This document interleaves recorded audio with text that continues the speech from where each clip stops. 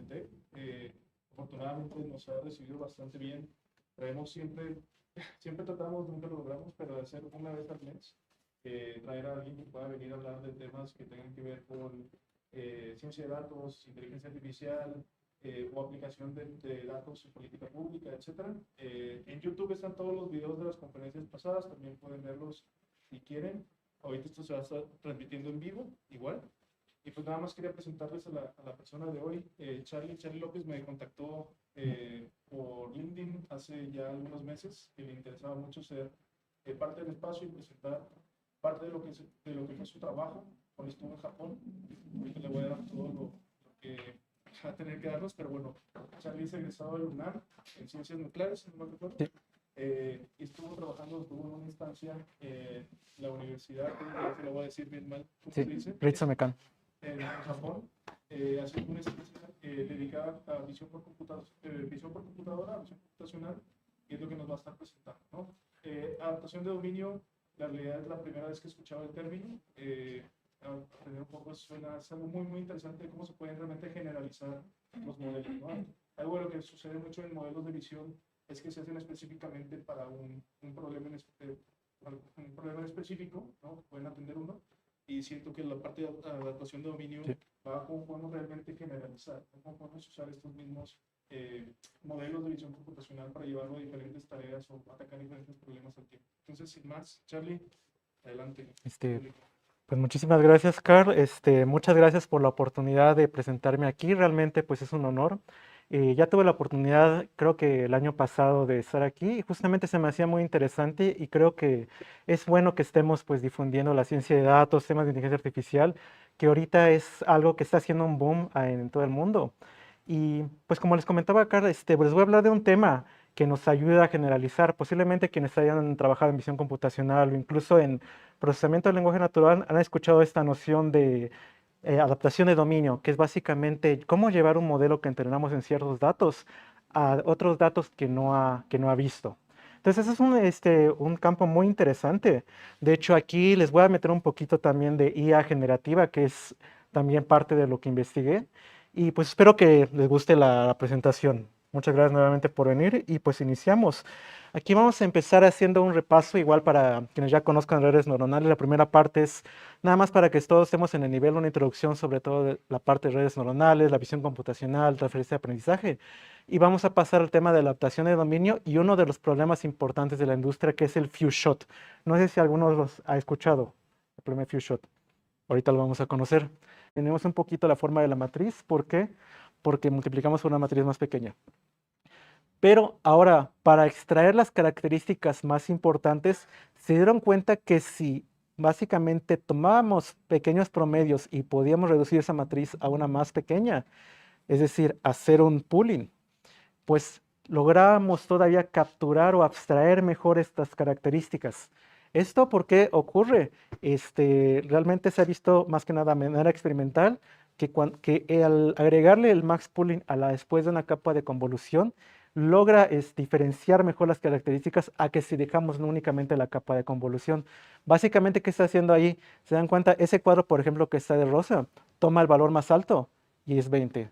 Ese amarillo toma el valor más alto, 30, 112 y 37, por eso se llama max pooling. Hay otros tipos de pooling, hay algunos que toman promedios, hay algunos que toman medianas, va a depender mucho del algoritmo, pero básicamente es lo que ocurre. Y con esto, combinando estos dos, tenemos ya una red neuronal convolucional, que son las que utilizamos para visión computacional, donde básicamente introducimos una capa de entrada, básicamente una imagen. Si tenemos una imagen pues multicolor, pues vamos a dividir una para la capa roja, una para el azul y una para el verde. Lo pasamos a una capa convolucional, a una capa de pooling. Esto se puede repetir hasta que finalmente lo que decimos, hacemos un flattening, o sea, la aplastamos para que quede una capa como de las que vimos al inicio, densamente conectada. Y esta, pues en la capa final, por ejemplo, estamos clasificando, digamos, tenemos 10 clases, vamos a tener 10 salidas. Y donde te veamos la mayor probabilidad es posiblemente que ese sea ese objeto el que estamos clasificando o etiquetando. O si estamos haciendo segmentación, por ejemplo, nos va a decir, pues, en qué coordenadas, de qué coordenadas a qué coordenadas, existe cierto objeto o si cierto píxel de la imagen pertenece a cierto objeto. Entonces, esta es básicamente la noción de cómo ocurre. Y para que vean de cómo está ocurriendo, encontré esta imagen bastante interesante. Ahí lo que tenemos es un montón donde dice con V1, 2, 3, una serie de varias capas convolucionales con sus capas de Max Pooling, obviamente, pues puestas. Y si se dan cuenta, por ejemplo, si se logra ver esa imagen, es como de un terreno. Y cada una de las capas convolucionales logra extraer una característica importante, ¿no? Pues alguna extraen, por ejemplo, la parte donde está la Tierra, una parte donde está el agua, una parte que tiene más los detalles de relieve, etcétera. ¿Esto cómo lo hace? El algoritmo, la computadora lo hace de manera automática cuando estamos haciendo la propagación hacia atrás. Y esta es justamente pues, pues la magia como de las redes convolucionales, que podemos ir extrayendo todo eso.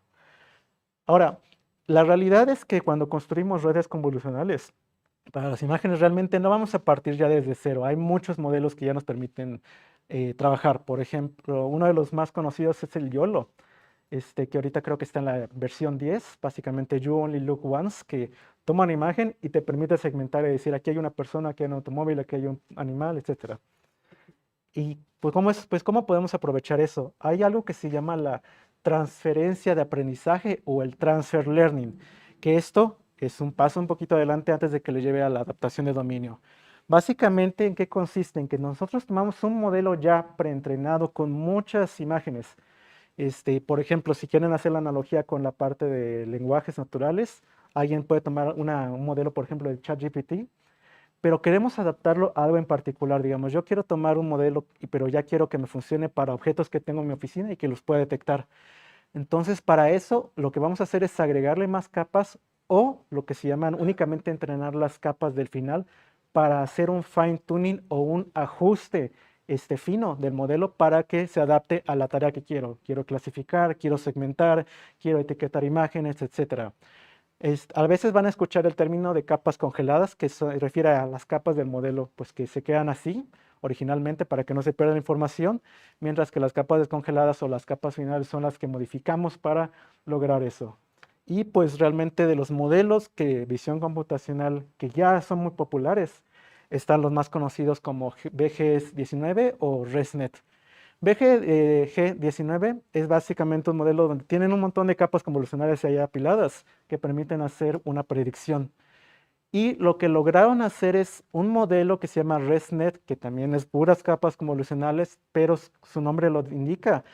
Alguna de la información que llega en cada capa alimenta o retroalimenta las capas de antes como de manera residual, por eso se llama ResNet. Y estos han encontrado que funcionan muy bien. Si ustedes quieren hacer una predicción, pueden buscarlos en internet, la mayoría están libres y pueden decir, pues sabes qué, etiquétame esta imagen, por ejemplo, si este es un perro, si este es un bote, etcétera. Y todos estos están entrenados con una de las bases de datos más grandes de imágenes que se llama ImageNet. Esa también la pueden encontrar en internet. Les recomiendo que vayan, exploren y justamente pues se usa después para ver qué tan bien se desempeña el modelo, pues para diferentes tareas. Entonces, para eso nos sirve la transferencia de aprendizaje, justamente para ir aprovechando todo lo que ya conocemos. Ahora, ¿por qué les menciono esto? Porque, bueno, ¿qué pasa si tenemos un modelo, pero queremos que pueda desempeñarse en otros ambientes? Tal vez, por ejemplo, lo entreno para que detecte ciertos objetos en una oficina, pero, por ejemplo, si me voy a otro ambiente, pongo ese mismo objeto en la calle o pongo ese mismo objeto en mi casa, cambia un poquito y el modelo a primera instancia parece que no va a poder reconocerlo. Aquí es donde esto que está ocurriendo se le llama un cambio de dominio. Por ejemplo, digamos, tenemos una imagen realista y la vemos, una imagen como animada o en un estilo caricaturesco.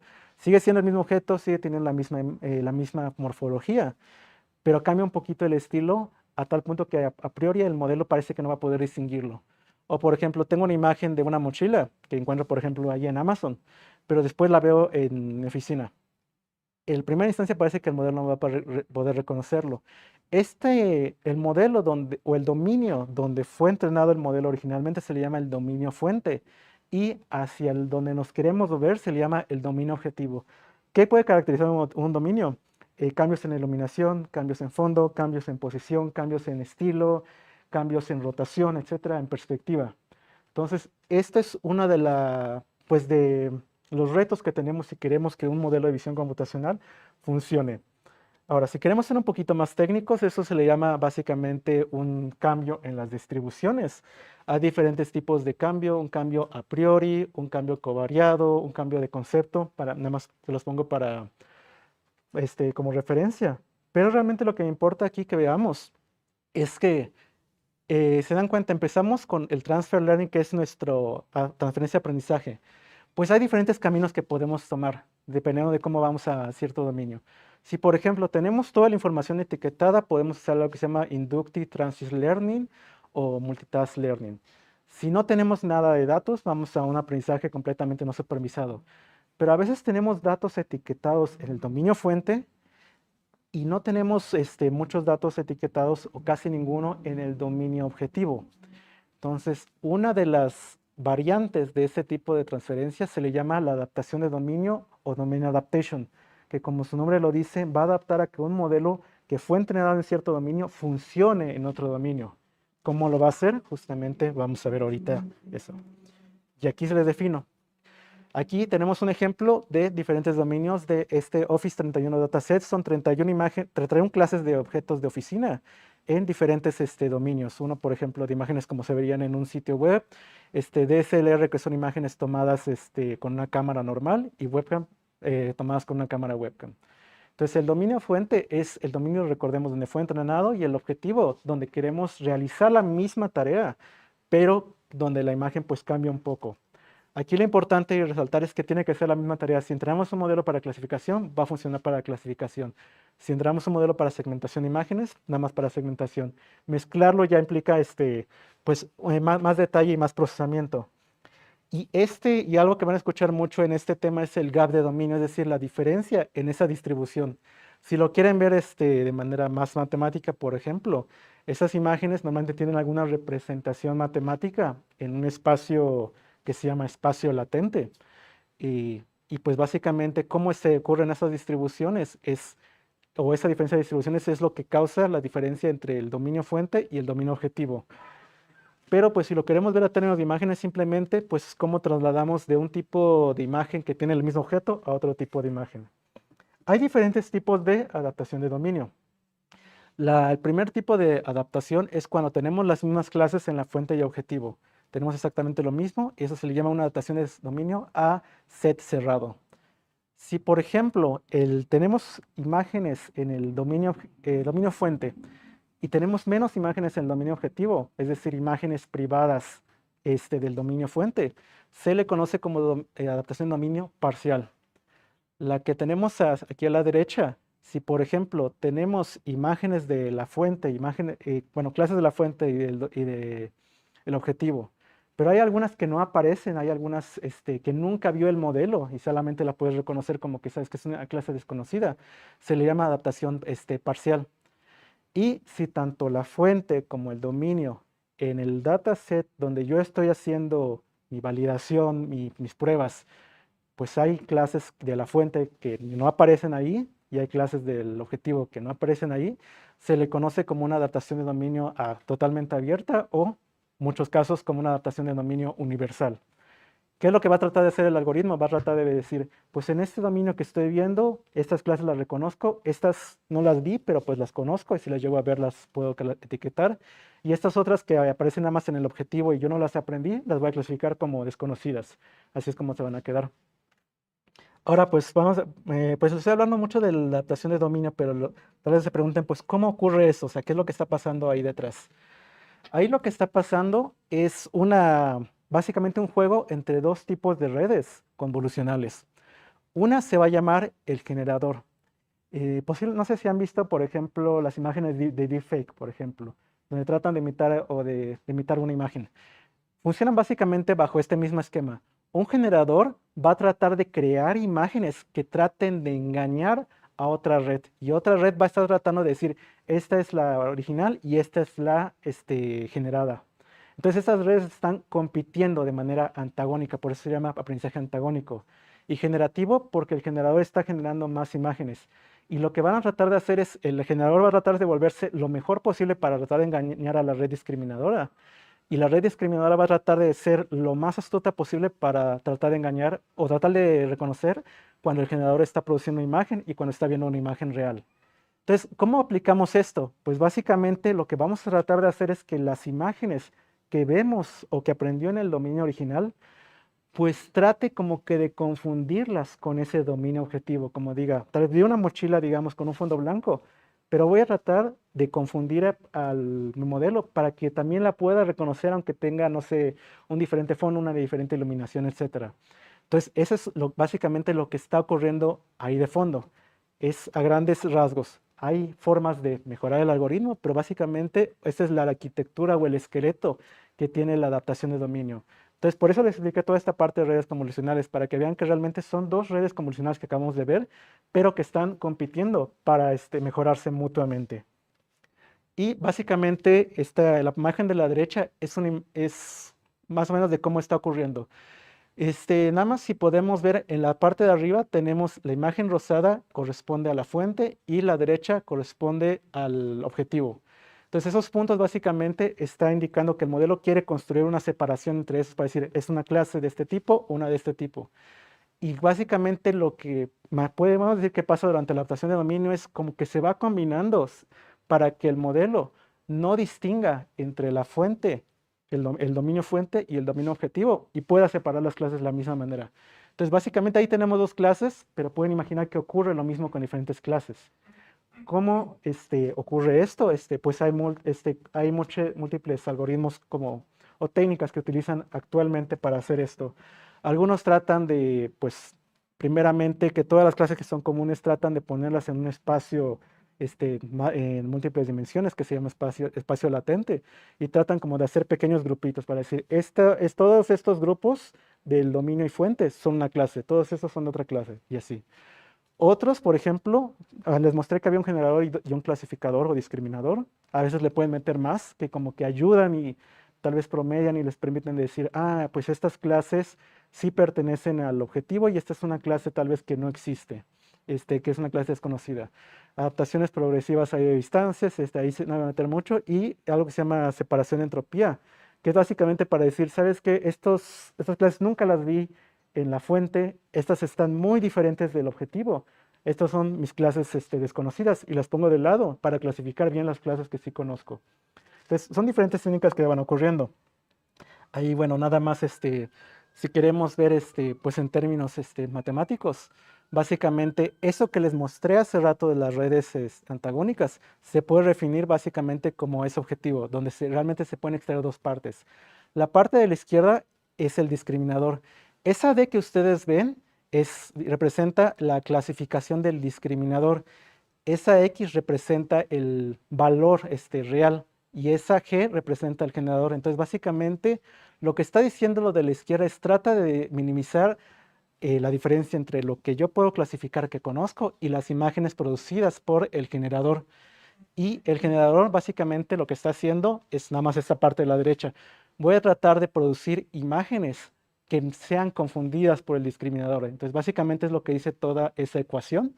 Y pues las lambdas que ven ahí básicamente indican gradiente, o sea que vamos a utilizar el algoritmo de propagación hacia atrás, que también es conocido como de gradiente descendiente, para actualizar esos generadores y discriminadores. Aquí igual no lo pongo de referencia, pero realmente no es tan necesario verlo a este punto matemático, a menos que construyamos pues un nuevo algoritmo de adaptación de dominio. Y pues hay diferentes algoritmos. Ahora sí les voy a contar algunos de los que estuve trabajando allá en mi instancia. Por ejemplo, uno que se llama DANCE, que es Domain Adaptative Neighborhood Clustering via Entropy Optimization. Básicamente lo que dice el nombre es, trata primeramente de agrupar las clases de la fuente y del objetivo, que ahí están delimitadas con esos círculos y, bueno, con esos círculos y triángulos azules y naranjas. Se dan cuenta como que los trata de agrupar para que confunda.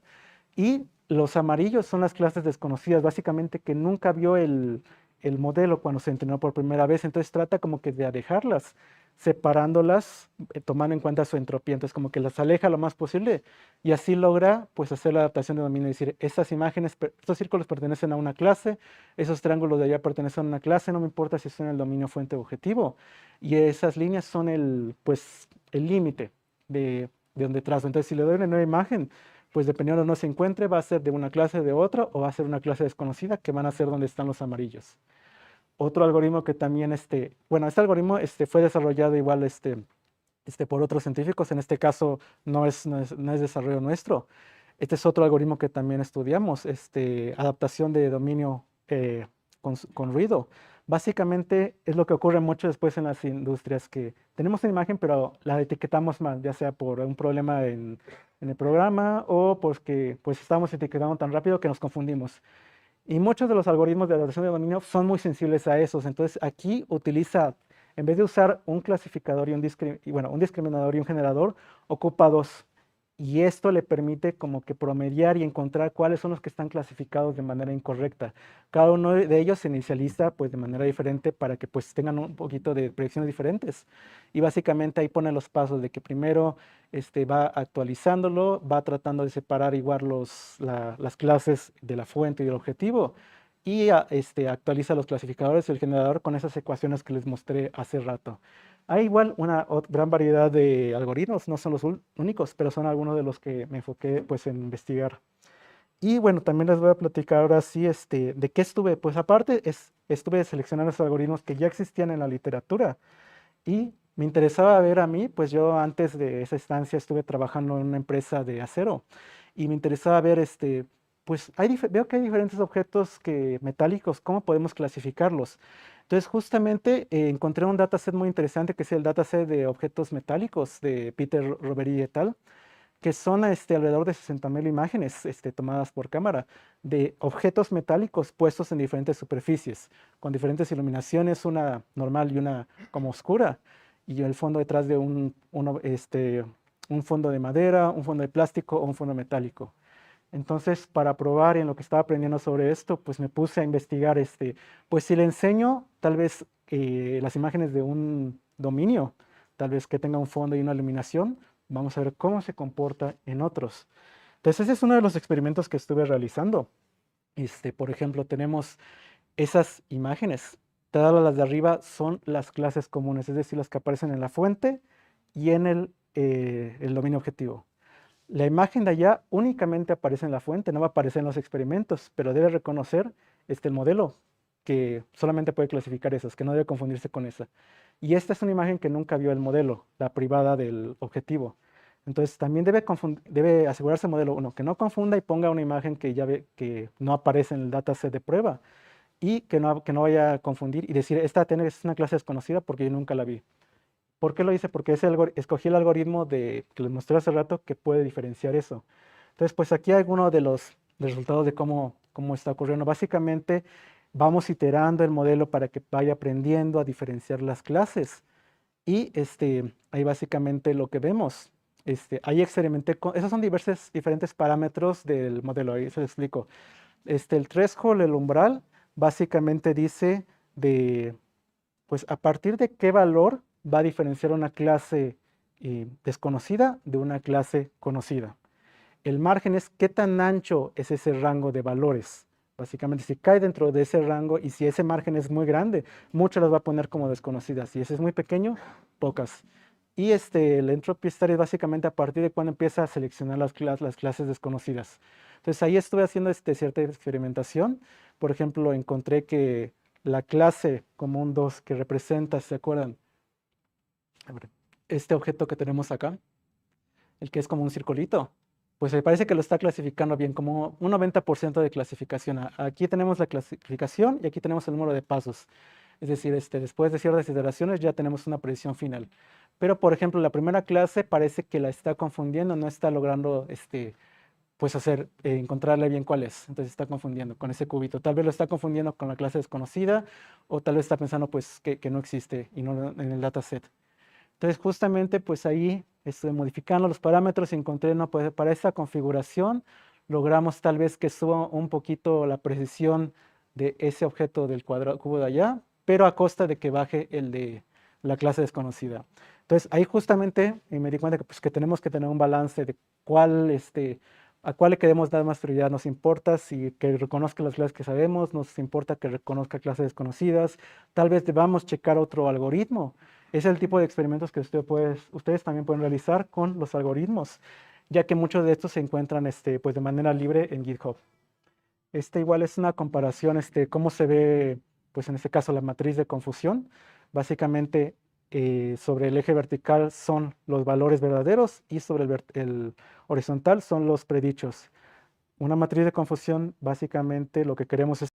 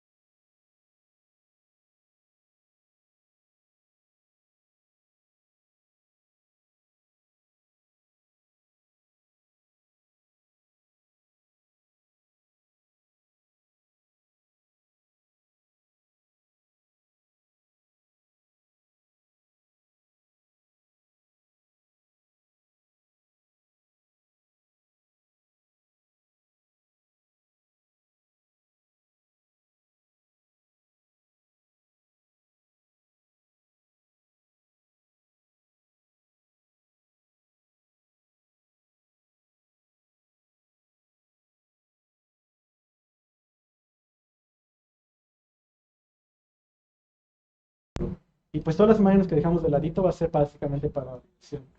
Nos encontramos a veces con problemas de que incluso, en el mejor de los casos, a veces algunas imágenes la tenían mal o no. Entonces ahí decimos, vamos a filtrarlas manualmente, no las vamos a filtrar manualmente, pues a priori no sabemos qué era mejor. Entonces comparamos. Entonces van a haber dos casos donde hacemos un filtrado manual, donde escogemos las mejores imágenes que no tengan así artificios, donde aparece por ejemplo una persona o algún otro objeto. O meter todas las imágenes y dejar que el modelo por sí solo encuentre el suyo. Y pues este es un resumen, hace rato les mostré los primeros dos algoritmos. Ahí no hicimos ningún algoritmo de adaptación de dominio, sino tomamos diferentes para evaluar cómo estaba. Entonces, por ejemplo, ese que les mostré hace rato de Dance y de Muda que vimos. Otro que usa discriminadores generadores auxiliares se llama ETN o Example Transfer Networks. El Universal Adaptation Networks básicamente usa también métricas adicionales para cuantificar la transferabilidad, que es básicamente una manera de decir qué tanto esta imagen de la fuente se parece a las clases del dominio, perdón, del objetivo y viceversa. Entonces tratan de cuantificar y como que ir dando pesos de manera automática. Esos son algoritmos de adaptación universal, que recuerden, adaptación universal es que pueden reconocer clases desconocidas. Mientras que los algoritmos de adaptación desterrada, pues también, por completez, también checamos algunos. Por ejemplo, CDA, que tiene un condicionamiento ahí, multilineal, que permite ir pues separando bien cada una de las clases del dominio objetivo para que podamos clasificarlas con las del dominio original. El MMT, que produce una métrica de divergencia, básicamente trata de ver qué clases se parecen entre sí y las que no se parecen, pues vamos a tratar de separarlos más, o sea, vamos a tratar de darles más divergencia. Entonces, bueno, básicamente esos son los algoritmos que checamos. Igual, si quieren también checar los detalles, también les puedo poner todas las referencias. Pero lo que quiero mostrar es los resultados de la investigación que hicimos. Encontramos, por ejemplo, es el de Dance, que es básicamente con el que estoy más familiarizado. Ahí checamos los datos para 10 clases. Tomamos 10 clases del Office 31, entrenamos y vemos cómo está. La parte de la izquierda es cuando únicamente ve 3 imágenes por clases. Y la parte de la derecha es cuando ve las imágenes originales, pero más las imágenes aumentadas, es decir, tiene más con qué aprender. Y vemos, por ejemplo, que el color café, si no estoy mal, es la laptop. Originalmente tenía una precisión de detección del 57%. Aproximadamente ahí hicimos un promedio hacia el final, porque variaba un poquito. Y al darle esto, aumentaba a 0.78. Se dan cuenta, la mayoría, a excepción del caso verde, ahorita voy con ese caso, pero la mayoría logró subir. Entonces eso nos dio una indicación de que sí, o sea, utilizando este método sencillo de utilizar un modelo de difusión, entrenarlo y aumentar artificialmente, parece que sí funcionaba. Esta de calculadora, ¿por qué bajó? Lo que vimos es que como la calculadora tiene una estructura pues con diferentes botones y diferentes números, cuando la metíamos al modelo de fusión no mejoraba mucho porque no producía las imágenes adecuadas y eso tal vez causaba confusión. De hecho, cuando baja de un lugar a otro se le conoce como una transferencia negativa. Entonces, para no todos los casos funciona, pero pues en la mayoría de los casos vimos que es eficiente. Otro caso para que nos hizo checar que sí funcionaba, por ejemplo, utilizando otro de los algoritmos, el que detecta ¿cómo se llama? Clases que están mal etiquetadas. Antes, esta es una precisión total, o sea, promediando, de hecho, todas las clases. Promediando 31 clases tenía una precisión en general de 84%. Aumentándolo, logramos a una 88%. Esto era pues ya comparable con otros modelos que ya están realizando la adaptación de dominio en este tipo de casos.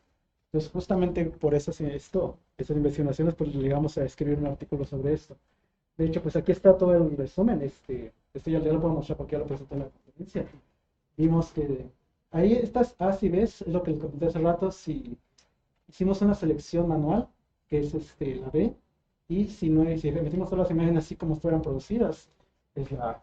Y pues el SO básicamente significa source only, es como que nuestro baseline, nuestra base, y vemos cómo va mejorando si le agregamos el modelo y si le agregamos el modelo aumentado. Llegando en algunos casos pasar, por ejemplo, si ven la de abajo de 0.80 a 0.87 con ETN más DB, paréntesis B. O si tenemos 20 clases, hasta 93, si tenemos 10 clases, hasta 98. O sea, sí es un aumento importante, aunque pues sí es muy sensible a la cantidad de clases que tengamos. Esto también es para el otro modelo, igual vimos en general un aumento.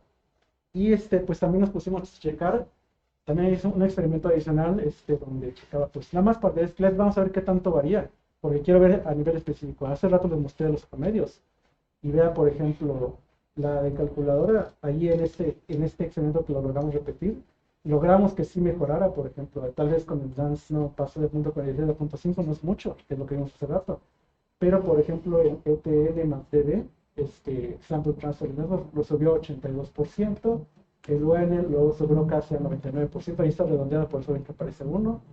Otro ejemplo, laptop pasó de punto 67 a punto 89, punto 87, incluso 1. Y creo que lo único que estuvo bajando es proyector, porque era muy difícil realmente de producir imágenes adecuadas. Pero igual esto pues nos permitió justificar que justamente mejoraba. Y por ejemplo, de hecho hubieron diferentes maneras como producimos las imágenes, se me pasó decirles.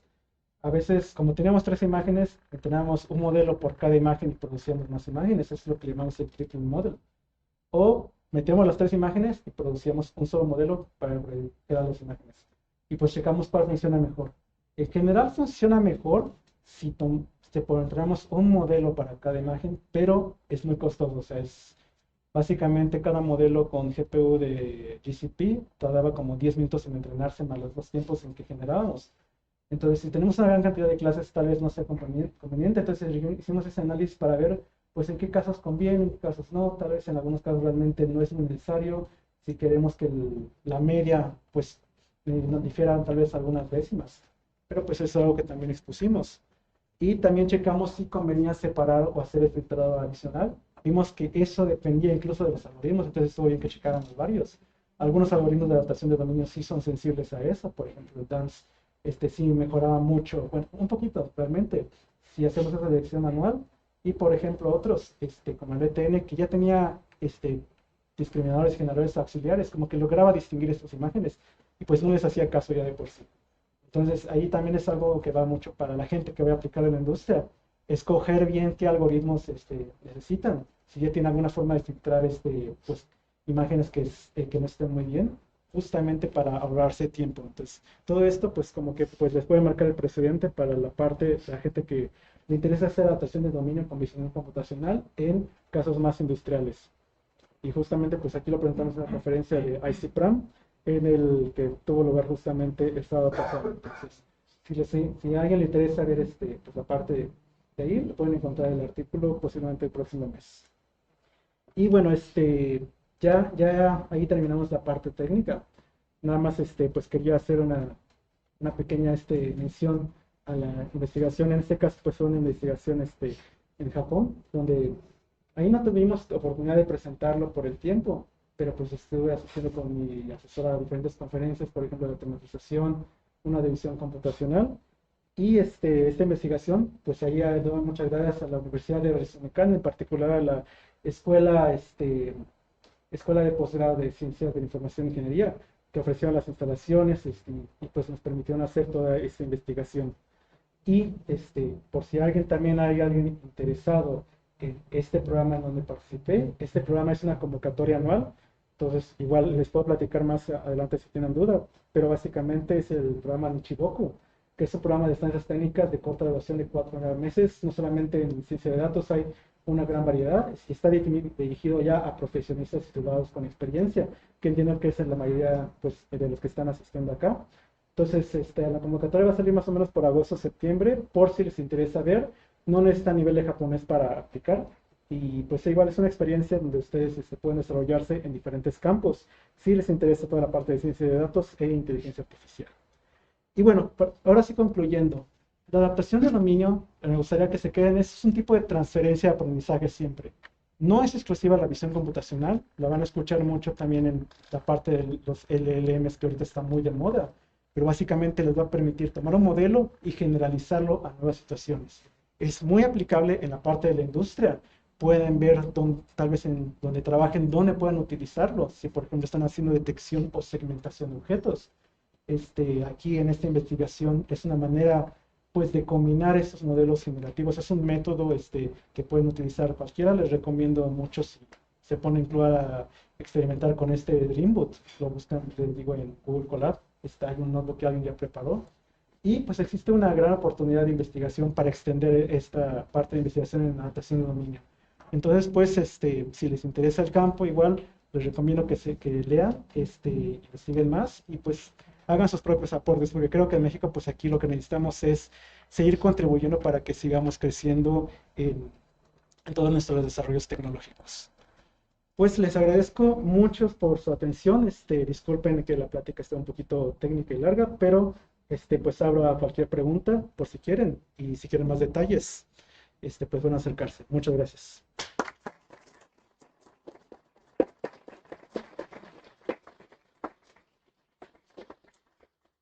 Muy bien, pues vamos a hacer preguntas y respuestas. Tengo el micrófono aquí. Si creen que lo necesitan o si no,